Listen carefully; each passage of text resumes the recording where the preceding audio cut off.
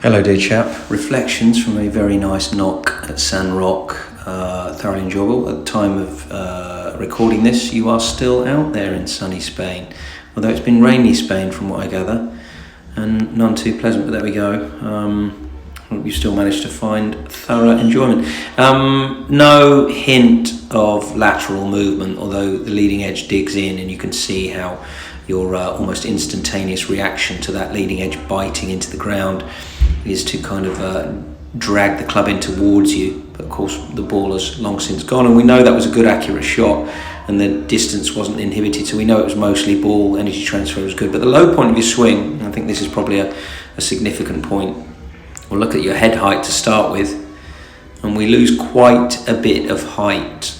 Now again, I'm willing to concede that some of that might be the byproduct of the sort of neck and head craning forwards in response to opposition to the outward pull of momentum, but that's quite a bit of a loss of height. Unfortunately, the low point in the swing, although in the ground, doesn't occur till after the ball, which is kind of good news for us, because we don't really need your low point that far into the ground. We don't need to lower the swing towards the earth, but we end up doing it there. So just note that. We're going to probably try and keep our height a little bit better from this perspective, or indeed from the down the line perspective. So yeah, just noted. It's one of the 2 or 3 bits of footage that I did take. So obviously we were trying to zip round, and anyway, I'm hijacking this video later on, as will become self-evident. So I don't think it's all about your full swing. I think we could save quite a few shots with some crispier wedge shots, which I was pleased to see occurring on a regular basis. Anyway, moving on.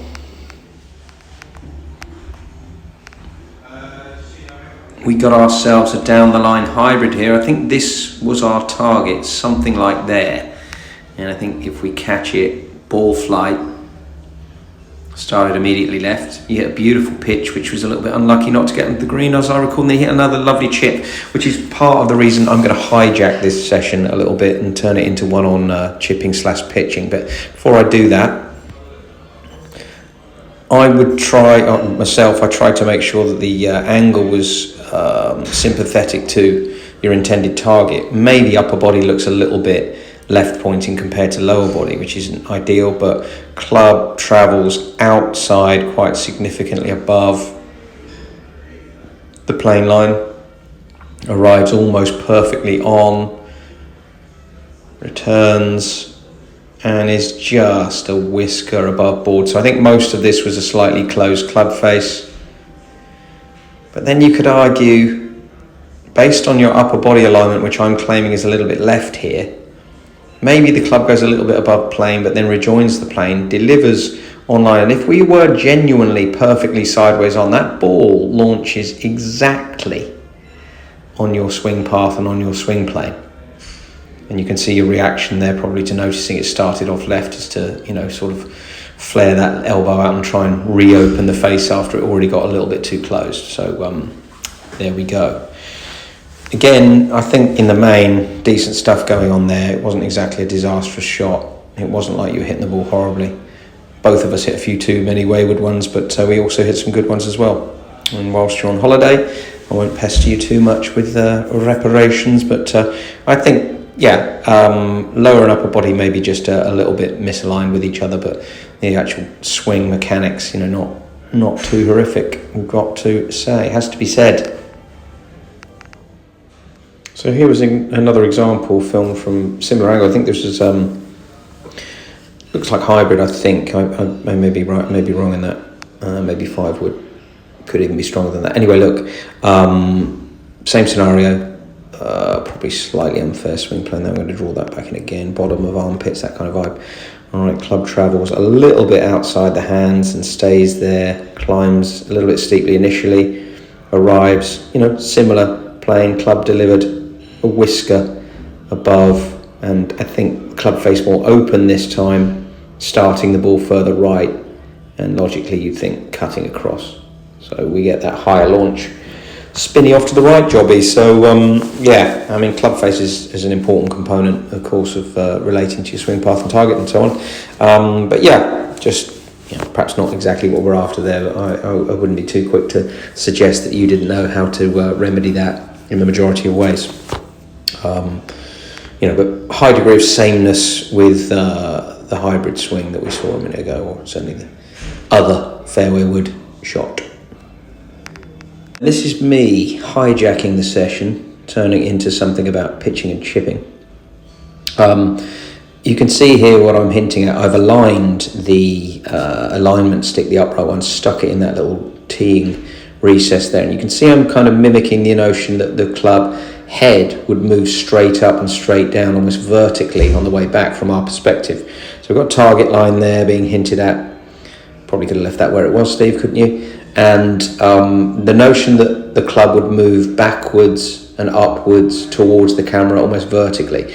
Now, evidence would suggest, I can see the path of that is not totally vertical, but it's probably something in the order of about 80 degrees, somewhere between 80 and, in my mind's eye, 90. But when you can see I actually deliver it, it's flatter than I am billing it, flatter than I'm intending it to be on the way back. But it serves. I'm getting a lot of really nice little clippy chips from this, and frankly probably always have done. I think this perspective is probably a slightly different one from us, and this is really what I was describing when we were on the putting surface in the half light at San Roque. I really want to see you moving that club almost vertically, the club head. Again, my demonstration lacked precision there, but it just goes to show, I don't think you have to be precisely vertical, but if you want to be, you certainly can be. And I think if I just shimmy sideways to this,